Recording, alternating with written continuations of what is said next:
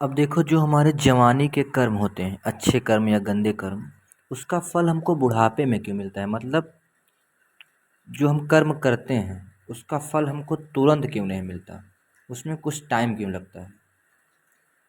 अब देखो, कर्म होता है एक, जैसे खेत में हम बोते हैं बीज, सेम उसी प्रकार कर्म होता है।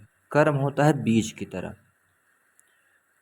तो बीज में फल आने में टाइम लगता है, सेम इसी प्रकार कर्म का फल मिलने में भी टाइम लगता है। अब टाइम ये भगवान हमको देते किस लिए हैं? अब टाइम हमको भगवान इसलिए देते हैं कि अगर मान लीजिए हमने कोई अच्छा काम किया तब तो कोई दिक्कत नहीं।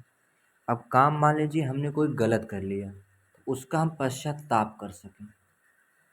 जैसे आज आपने कोई काम किया, कोई गलत काम किया, उसका फल आपको कुछ टाइम बाद मिलेगा, कुछ स्पेस मिलता है बीच में। तो वो स्पेस इसलिए मिलता है कि मान लीजिए हम गलती से कोई गलत काम कर लिए, तो उसका हम पश्चाताप कर सकें। लेकिन अगर आपके दिमाग में ये है कि आज गलत काम कर ले रहे हैं, कल टाइम मिलेगा पश्चाताप कर लेंगे, तो कोई मतलब नहीं है।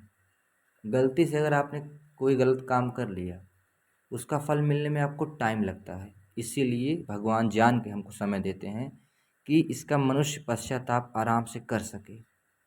लेकिन ये किसी को नहीं पता होता, और यही सत्य है।